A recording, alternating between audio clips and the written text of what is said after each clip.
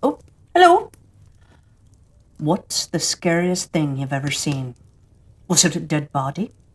A ghost? Your father in his bathing suit? This story is on my list of scariest things, and even after you hear it, if you think, well, give me a break, Mrs. P, it wasn't that scary. When you wake up in the middle of the night, covered in sweat, because you've had a nightmare about the hand. Well, me darling, you'll be singing a different song, so I'm going to give you a chance now to press the stop button and pick another story. No biggie. Mrs. P won't think any less of you, so just, go on then. Just go on then.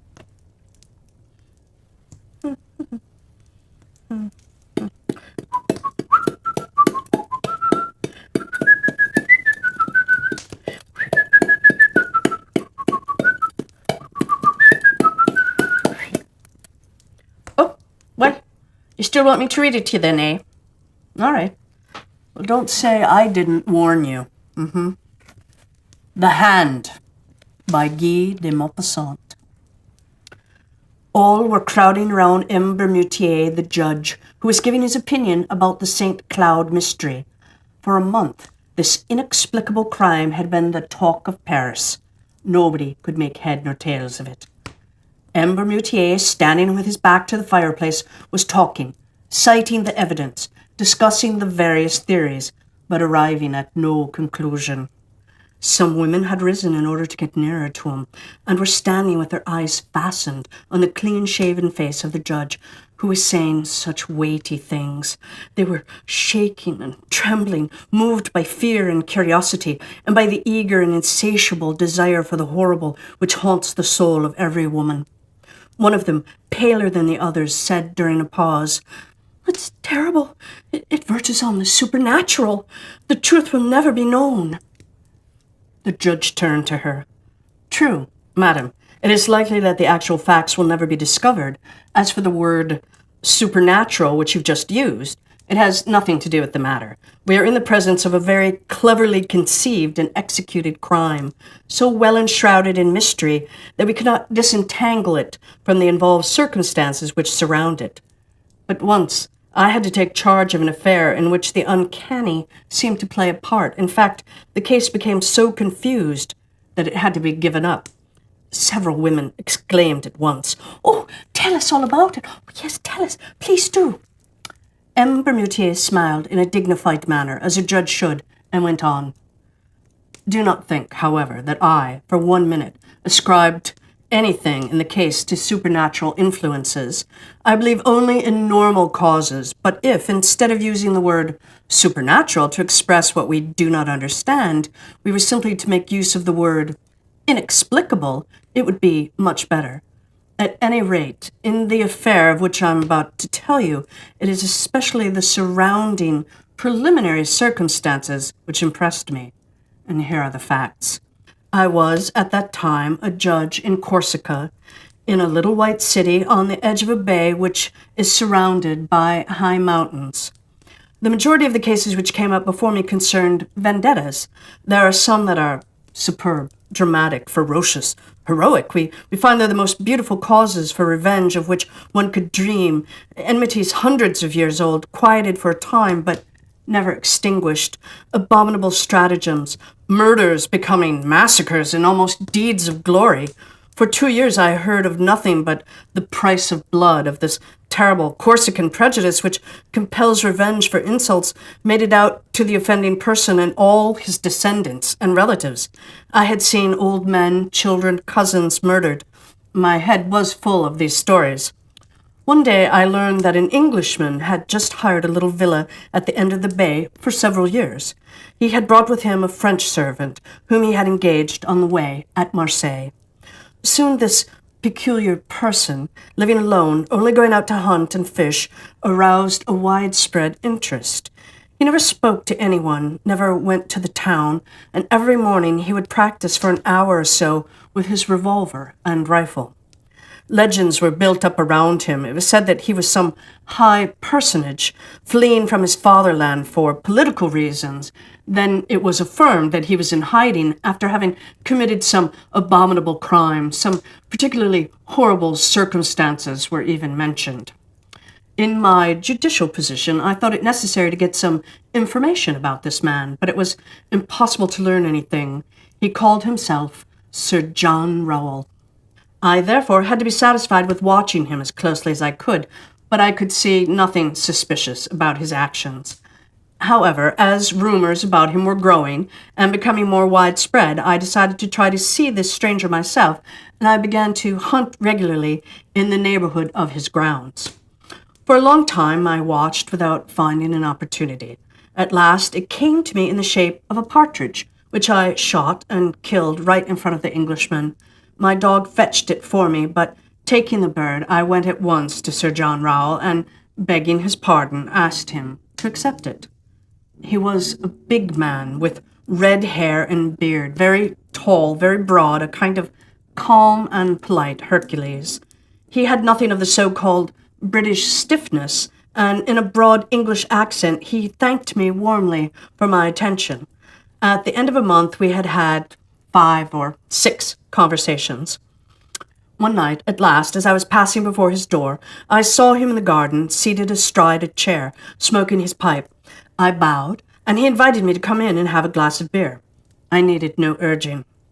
He received me with the most perfect English courtesy, sang the praises of France and of Corsica, and declared that he was quite in love with this country.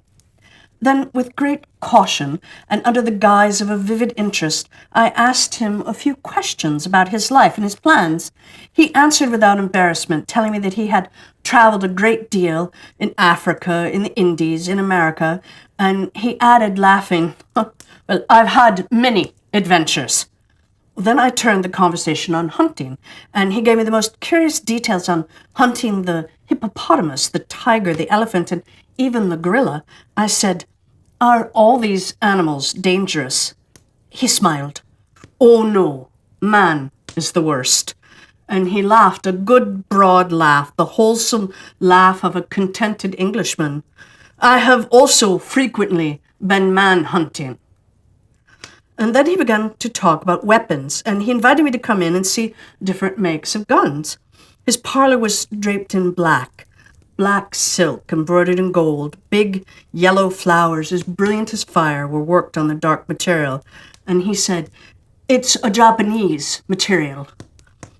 But in the middle of the widest panel, a strange thing attracted my attention. A black object stood out against a square of red velvet. I went up to it. It was a hand. A human hand. Not the clean, white hand of a skeleton, but a dried, black hand with yellow nails, the muscles exposed and traces of old blood on the bones, which were cut off as clean as though it had been chopped off with an axe near the middle of the forearm. Around the wrist, an enormous iron chain riveted and soldered to this unclean member, fastened to the wall by a ring strong enough to hold an elephant in leash. I asked, and the Englishman answered quietly, "This is my best enemy. It comes from America, too. The bones were severed by a sword, and the skin cut off with a sharp stone and dried in the sun for a week." I touched the human remains, which must have belonged to a giant. The uncommonly long fingers were attached by enormous tendons, which still had pieces of skin hanging to them in places. This hand was terrible to see. It made one think of some savage vengeance. I said, "This man must have been very strong." And the Englishman answered quietly, "Yes, but I was stronger than he. I put on this chain to hold him." I thought that he was joking. I said, "This chain is useless now. The hand won't run away." Sir John Rowell answered seriously, "It always wants to run away. This chain is needed." I glanced at him quickly, questioning his face, and I asked myself, is he an insane man or a practical joker?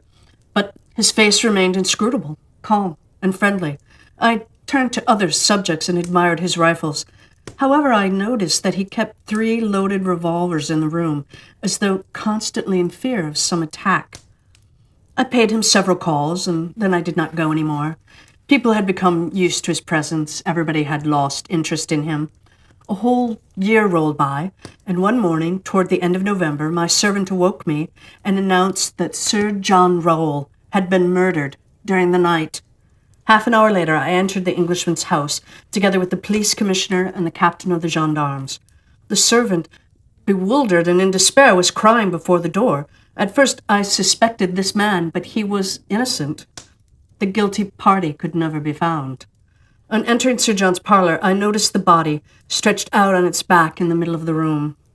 His vest was torn, the sleeve of his jacket had been pulled off, and everything pointed to a violent struggle.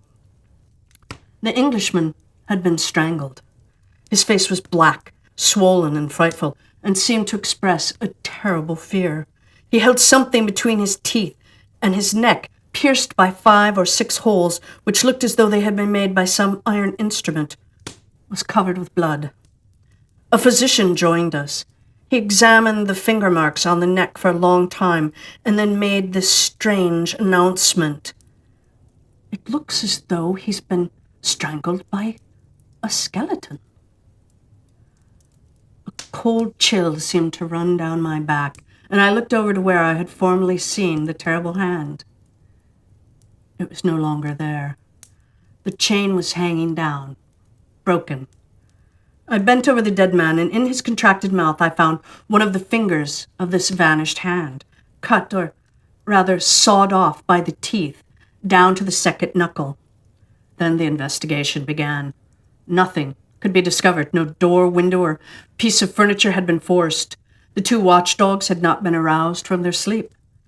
Here, in a few words, is the testimony of the servant. For a month, his master had seemed excited. He'd received many letters which he would immediately burn. Often, in a fit of passion which approached madness, he had taken a switch and struck wildly at this dried hand riveted to the wall, and which had disappeared, no one knows how, at the very hour of the crime. He would go to bed very late and carefully lock himself in. He always kept weapons within reach. Often at night he would talk loudly as though he were quarreling with someone. That night, somehow, he had made no noise, and it was only on going to open the windows that the servant had found Sir John murdered. He suspected no one. I communicated what I knew of the dead man to the judges and public officials. Throughout the whole island, a minute investigation was carried on. Nothing could be found out. One night, about 3 months after the crime, I had a terrible nightmare. I seemed to see the horrible hand running over my curtains and walls like an immense scorpion or spider. 3 times I awoke, and 3 times I went to sleep again. 3 times I saw the hideous object galloping around my room and moving its fingers like legs. The following day, the hand was brought to me, found in the cemetery on the grave of Sir John Rowell, who had been buried there because we had been unable to find his family. The first finger was missing. Ladies, there is my story. I know nothing more. The women, deeply stirred, were pale and trembling, and one of them explained, But that is neither a climax nor an explanation. We'll be unable to sleep unless you give us your opinion of what occurred." The judge smiled severely. "Oh, ladies, I shall certainly spoil your terrible dreams. I simply believe that the legitimate owner of the hand was not dead, that he came to get it with his remaining one, but I don't know how. It was a kind of vendetta." One of the women murmured, "No, it can't be." And the judge, still smiling, said, "Didn't I tell you that my explanation would not satisfy you?" The end.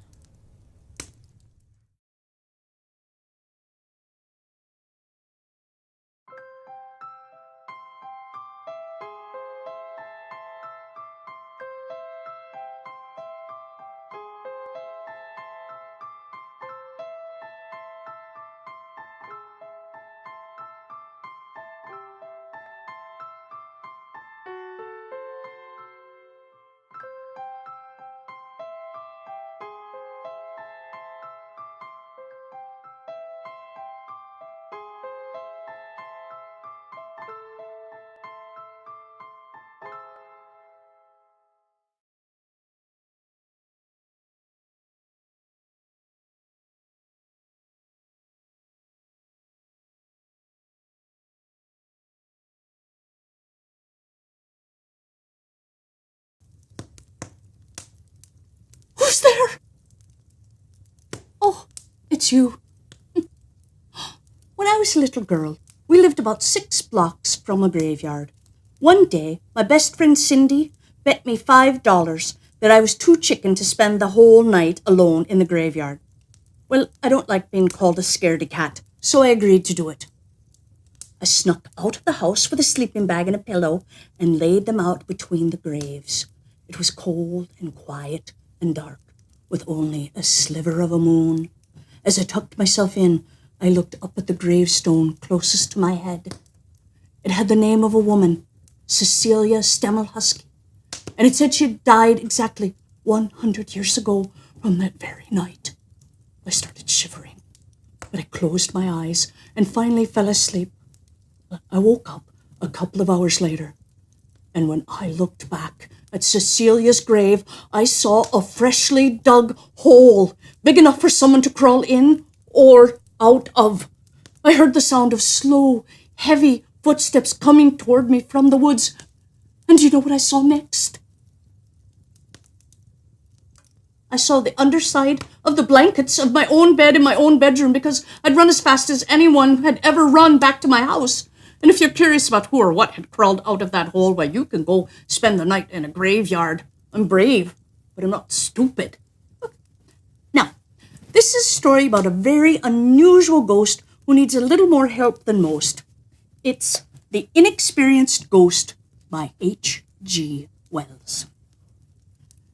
The scene amidst which Clayton told his last story comes back very vividly to my mind.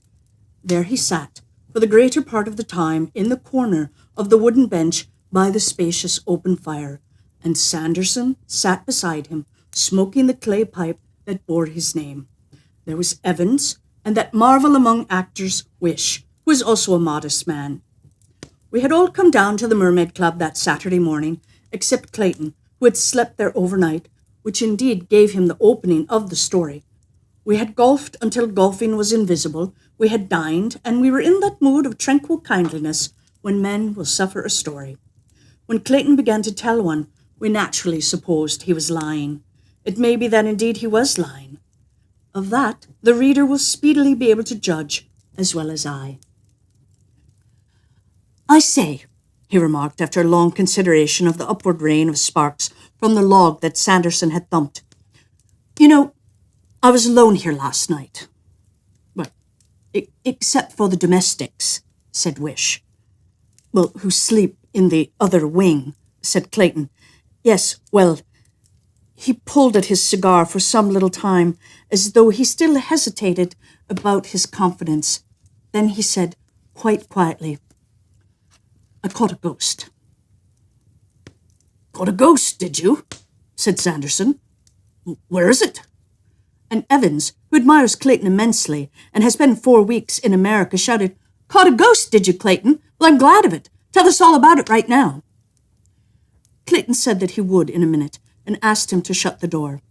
He looked apologetically at me. "There's no eavesdropping, of course, but we don't want to upset our very excellent service with any rumors of ghosts in the place. There's too much shadow and oak paneling to trifle with that. And this, you know, wasn't a regular ghost. I don't think it will ever come again." "You mean to say you didn't keep it?" said Sanderson. "Well, I hadn't the heart to," said Clayton. And Sanderson said he was surprised. We laughed, and Clayton looked aggrieved. "I know," he said, with the flicker of a smile, "but the fact is, it really was a ghost, and I'm as sure of it as I am that I'm talking to you now. I'm not joking. I mean what I say." Sanderson drew deeply at his pipe with one reddish eye on Clayton, and then emitted a thin jet of smoke, more eloquent than many words. Clayton ignored the comment. "But it is the strangest thing that's ever happened in my life. You know, I never believed in ghosts or anything of that sort before, ever. And then, you know, I bag one in a corner and, well, the whole business is in my hands." "You talked to it?" asked Wish. "Well, for the space of probably an hour." "Chatty," I said, joining the party of skeptics. "The poor devil was in trouble," said Clayton. bowed over his cigar end with the very faintest note of reproof. "Sobbing?" someone asked. Clayton heaved a realistic sigh at the memory. "Good Lord," he said, "yes." And then, "Poor fellow, yes." "Where did you strike it?" asked Evans in his best American accent. "I never realized," said Clayton, ignoring him, "the poor sort of thing a ghost might be." And he hung us up again for a time while he sought for matches in his pocket and lit and warmed to his cigar. "I took an advantage," he reflected at last. "We were none of us in a hurry. A character," he said, "remains just the same character for all that it's been disembodied. That's a thing we too often forget. People with a certain strength or fixity of purpose may be ghosts of a certain strength and fixity of purpose. Most haunting ghosts, must be as one-idea as monomaniacs, and as obstinate as mules to come back again and again. This poor creature wasn't." He suddenly looked up rather queerly, and his eye went round the room. "I say it," he said, "in all kindliness, but that is the plain truth of the case. Even at the first glance, he struck me as weak." And he punctuated with the help of his cigar. "I came upon him, in the long passage. His back was towards me, and I saw him first. Right off I knew him for a ghost. He was transparent and whitish. Clean through his chest I could see the glimmer of the little window at the end. And not only his physique, but his attitude struck me as being weak. He looked, as though he didn't know in the slightest whatever he meant to do. One hand was on the paneling, and the other fluttered to his mouth like so." "What sort of physique?" said Sanderson. "Lean. That sort of young man's neck that has two great flutings down the back and here and there, and so, and a little meanish head with scrubby hair and rather bad ears, shoulders bad, narrower than the hips, turned down collar, ready-made short jacket, trousers baggy, and a little frayed at the heels. That's how he took me. I came very quietly up the staircase. I did not carry a light, The candles on the landing table were there, and there was that lamp, and I was in my list slippers, and I saw him as I came up. I stopped dead at that, just taking him in. I wasn't a bit afraid. I think that in most of these affairs one is never nearly so afraid or excited as one imagines one would be. I was surprised and interested. I thought, good Lord, here's a ghost at last. And I haven't believed for a moment in ghosts during the last 25 years. Said Wish. "I suppose I wasn't on the landing a moment before he found out I was there. He turned on me sharply, and I saw the face of an immature young man, a weak nose, a scrubby little mustache, a feeble chin. So for an instant we stood, he looking over his shoulder at me, and regarded one another. Then he seemed to remember his high calling. He turned around, drew himself up, projected his face, raised his arms, spread his hands in approved ghost fashion, came towards me, and as he did so his little jaw dropped, and he emitted a faint, drawn-out "boo." No, it wasn't not a bit dreadful. I'd dined, I'd had a bottle of champagne, and being all alone, perhaps 2 or 3, perhaps even 4 or 5 whiskies, so I was solid as rocks, and no more frightened than if I'd been assailed by a frog. "Boo," I said. "Nonsense. You don't belong to this place. What are you doing here?" I could see him wince. "Boo," he said. "Boo be hanged. Are you a member?" I said, and just to show that I didn't care a pin for him, I stepped through a corner of him and made to light my candle. "Are you a member?" I repeated, looking at him sideways. He moved a little so as to stand clear of me, and his bearing became crestfallen. "No," he said in answer to the persistent interrogation of my eye. "I'm not a member. I'm a ghost." "Well, that doesn't doesn't give you the run of the Mermaid Club. Is there anyone you want to see, or anything of that sort? And doing it as steadily as possible for fear that he should mistake the carelessness of whiskey for the distraction of fear, I got my candle alight. I turned on him, holding it. "What are you doing here?" I said. He had dropped his hands and stopped his booing, and there he stood, abashed and awkward, the ghost of a weak, silly, aimless young man. "I'm haunting," he said. "You haven't got any business to," I said in a quiet voice. "I'm a ghost," he said, as if in defense. "Well, that may be, but you haven't any business to haunt here. This is a respectable private club. People often stop here with nursemaids and children, and going about in the careless way that you do, some poor little mite could easily come upon you and be scared out of her wits. I suppose you didn't think of that." "No, sir," he said. "I didn't." "You shouldn't have done. You haven't any claim on this place, have you? Weren't murdered here or anything of that sort?" "None, sir, but I thought as it was old and oak-panelled." "Well, that's no excuse." I regarded him firmly. "Your coming here is a mistake," I said in a tone of friendly superiority. I feigned to see if I had my matches and then looked at him frankly. "If I were you, I wouldn't wait for cockcrow. I'd vanish right away." He looked embarrassed. "The fact is, sir," he began. "I'd vanish," I said, driving it home. "The fact is, sir, that somehow I can't." "You can't?" "No, sir. There's something I've forgotten. I've been hanging about here since midnight last night, hiding in the cupboards of the empty bedrooms and things like that. I'm flurried. I've never come haunting before, and it seems to put me out." "Put you out?" "Yes, sir. I've tried to do it several times, and it doesn't come off. There's some little thing has slipped me, and I can't get back." That, rather bowled me over. He looked at me in such an abject way that for the life of me I couldn't keep up quite the high hectoring vein that I had adopted. "That's queer," I said, and as I spoke I fancied I heard someone moving about down below. "Come into my room and tell me more about it," I said. I didn't, of course, understand this, and I tried to take him by the arm, but of course you might as well have tried to take hold of a puff of smoke. I had forgotten my number, I think. Anyhow, I remember going into several bedrooms. It was lucky I was the only soul in that wing until I saw my traps. "Oh, here we are," I said, and sat down in the armchair.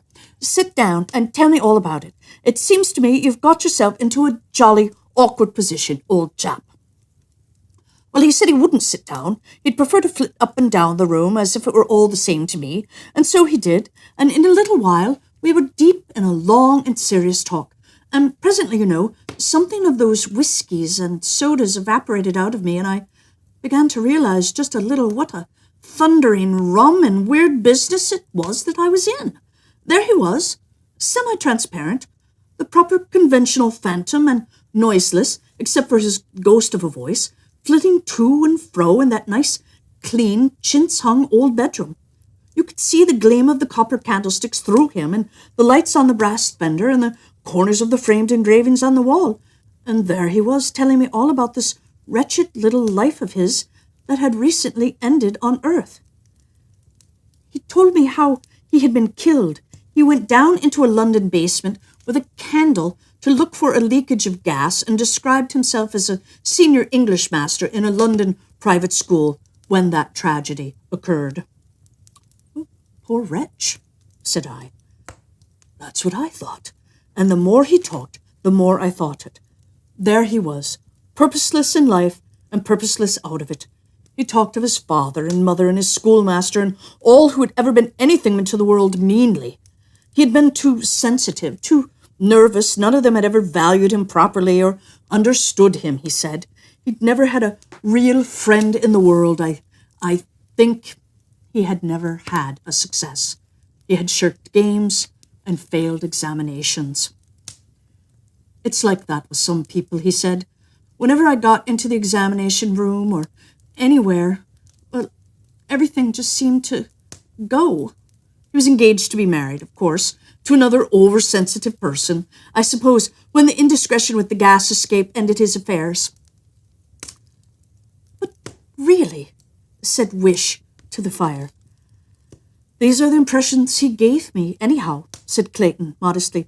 I may, of course, been in a rather uncritical state, but that was the sort of background he gave to himself. He kept flitting up and down with his thin voice going, talking about his wretched self, and never a word of clear, firm statement from first to last. He was thinner and sillier and more pointless than if he had been real and alive. Only then, he would not have been in my bedroom here. If he had been alive, well, I should have kicked him out. Well, of course, said Evans, there are poor mortals like that. And there's just as much chance of their having ghosts as the rest of us, I admitted. What gave a sort of point to him, was the fact that he did seem within limits to have found himself out. The mess he had made of haunting had depressed him terribly. He'd been told it would be a lark. He had come just expecting it to be a lark, and here it was, nothing but another failure to his record. He proclaimed himself an utter, out-and-out failure. He said, and I can quite believe it, that he had never tried to do anything in all his life that he hadn't made a perfect mess of, and through all the wastes of eternity, he never would. If he had sympathy, perhaps, well... He paused at that and stood regarding me. He remarked that, strange as it may seem to me, nobody, not anyone ever, had given him the amount of sympathy that I was doing now. I could see what he wanted straight away, and I determined to head him off at once. I may be a brute, but being the only real friend of one of those egotistical weaklings, ghost or body, it is beyond my physical endurance. I got up briskly. Don't you brood on these things too much, I said. The thing you've got to do is to get out of this. Just sharp. You pull yourself together and try. I can't, he said. You try, I said. And try he did. Try? Said Sanderson. How? Passes, said Clayton. Passes? Complicated series of gestures and passes with the hands. That's how he had come in, and that's how he had to get out again. Lord, what a business I had. But how could any series of passes, I began. My dear man, said Clayton, turning on me and putting a great emphasis on certain words, you want everything clear. I don't know how. All I know is that you do, that he did. Anyhow, at least. After a fearful time, he got his passes right and suddenly disappeared.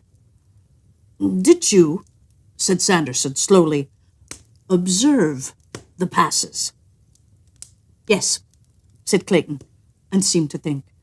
It was tremendously queer, he said.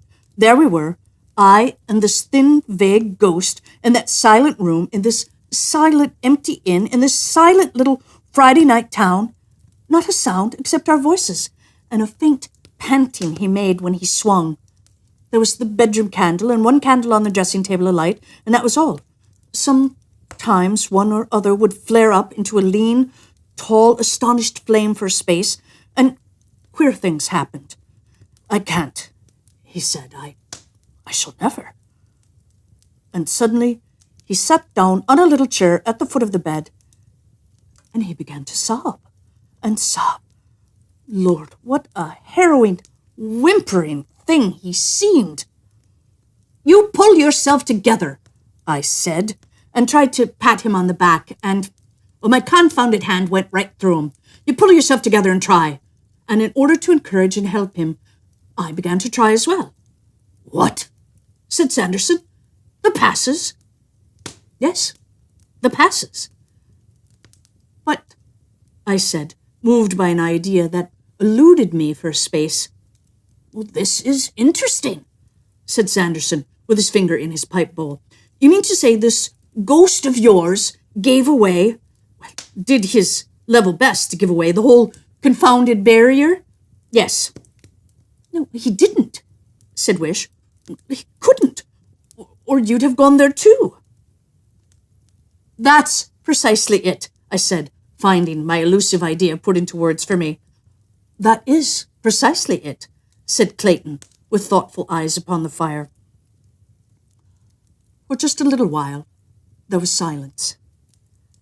And at last he did it? Said Sanderson. At last he did it. I had to keep him up to it hard, but he did it at last. Rather suddenly, he disappeared. We had a scene, and then he got up abruptly and asked me to go through the whole performance slowly, so that he might see. I believe he said, if I could see, I should spot what was wrong at once. And he did. I know, he said. What do you know? Said I. I know, he repeated. Then he said, peevishly, I can't do it if you look at me. I really can't. Well, it's been that partly all along. I'm such a nervous fellow that you put me out. Well, we had a bit of an argument. Naturally, I wanted to see, but he was as obstinate as a mule, and suddenly I had come over as tired as a dog. He tired me out. All right, I said, I won't look at you, and turned towards the mirror on the wardrobe by the bed. He started off very fast. I tried to follow him by looking in the looking-glass, just to see what it was that had hung him. Round went his arms and his hands, and so and so and so, and then with a rush came to the last gesture of all. You stand erect, and you open out your arms, and so, he stood. And then he didn't. He didn't. He wasn't. I wheeled around from the looking-glass to him. There was nothing. I was alone, with the flaring candles and a staggering mind. What had happened? Had anything happened? Had I been dreaming?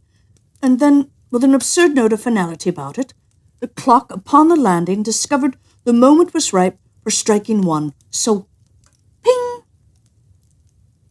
And I was as grave and sober as a judge, with all my champagne and whiskey gone into the vast serene, feeling queer, confoundedly queer.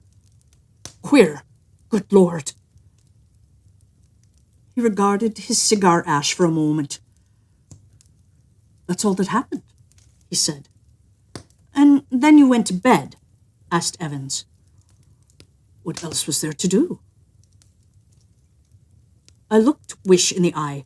We wanted to scoff, and there was something perhaps in Clayton's voice and manner that hampered our desire. And about these passes, said Sanderson.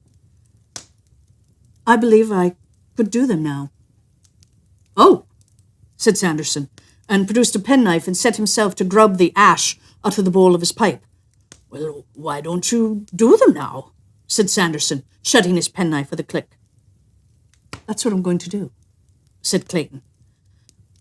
I'd rather you didn't, said Wish, stretching out his legs. Why? Asked Evans. I'd rather he didn't, said Wish.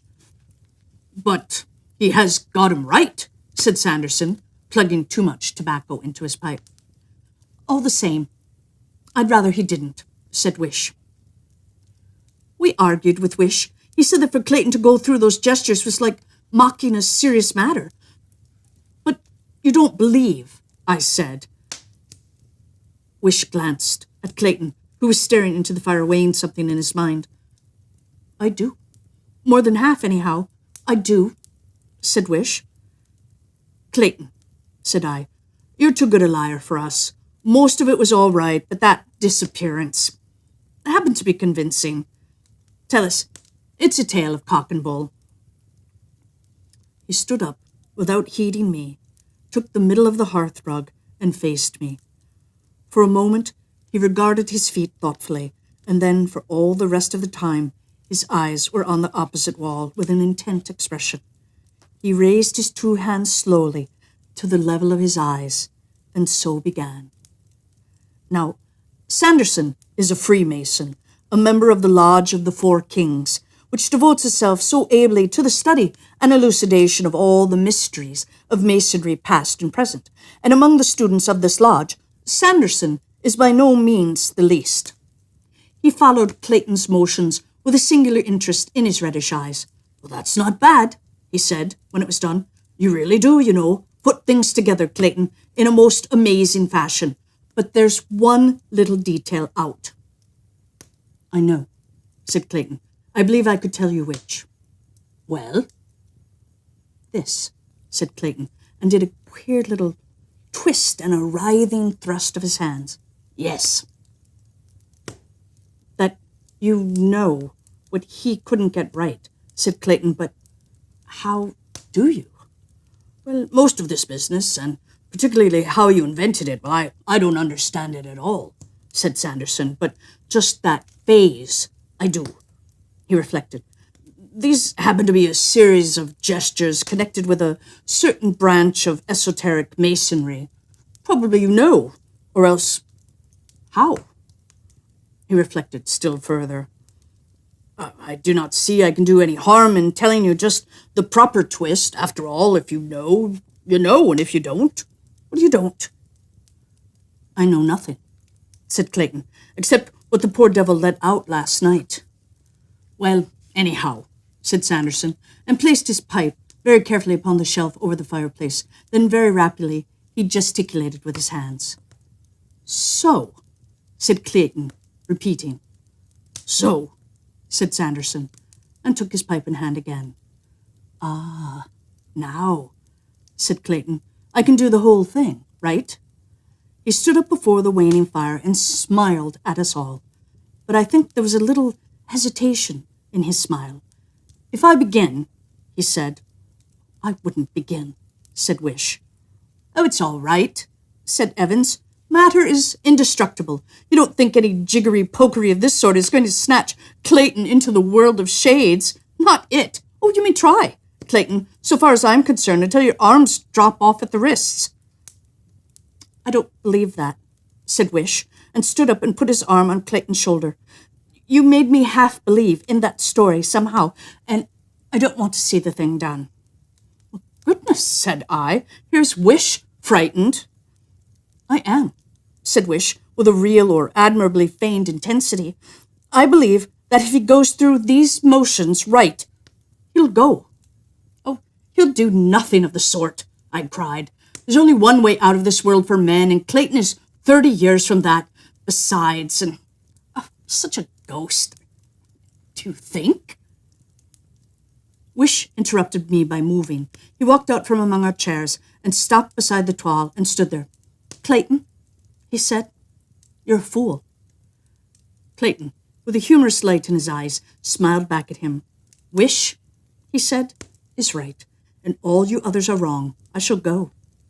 I shall get to the end of these passes, and as the last swish whistles through the air, presto, this hearthrug will be vacant, the room will be blank amazement, and a respectably dressed gentleman of 15 stone will plump into the world of shades. I'm certain. So will you be. I decline to argue further. Let the thing be tried." "No," said Wish, and made a step and ceased, and Clayton raised his hands once more to repeat the spirit's passing. By that time, we were all in a state of tension, largely because of the behavior of Wish. We sat all of us with our eyes on Clayton, I, at least, with a sort of tight, stiff feeling about me, as though from the back of my skull into the middle of my thighs my body had been changed to steel. And there, with a gravity that was imperturbably serene, Clayton bowed and swayed and waved his hands and arms before us. As he drew towards the end, one piled up, one tingled in one's teeth. The last gesture, I have said, was to swing the arms out wide open with the face held up, and when at last he swung out to this closing gesture, I ceased even to breathe. It was ridiculous, of course, but you know that ghost story feeling. It was after dinner in a queer old shady house. Would he, after all? And there he stood, for one stupendous moment, with his arms wide and his upturned face assured and bright in the glare of the hanging lamp. We hung through that moment as if it were an age, and then came from all of us something that was half a sigh of infinite relief and half a reassuring no. For, visibly, he wasn't going. It was all nonsense. He had told an idle story and carried it almost to conviction. That was all. And then, in that moment, the face of Clayton changed. Changed. It changed as a lit house changes when its lights are suddenly extinguished. His eyes were suddenly fixed, his smile frozen on his lips, and he stood there still. He stood there very gently, swaying. That moment, too, was an age. And then, chairs were scraping and things were falling and we were all moving, and his knees seemed to give and he fell forward, and Evans rose and caught him in his arms. It stunned us all. For a moment, I suppose no one said a coherent thing. We believed it, yet could not believe it. I came out of a muddled stupefaction to find myself kneeling beside him, and his vest and shirt were torn open, and Sanderson's hand lay on his heart. Well, the simple fact before us could very well wait our convenience. There was no hurry for us to comprehend. It lay there for an hour. It lies athwart my memory, black and amazing still, to this day. Clayton had, indeed, passed into the world that lies so near and so far from our own. He had gone thither by the only road that mortal man may take. But whether he did indeed pass there by that poor ghost's incantation, or whether he was stricken suddenly by apoplexy in the midst of an idle tale, as the coroner's jury would have us believe, is no matter for my judging. It is just one of those inexplicable riddles that must remain unsolved until the final solution of all things shall come. All I certainly know is that in the very moment, in the very instant of concluding those passages, he changed and staggered and fell down before us, dead.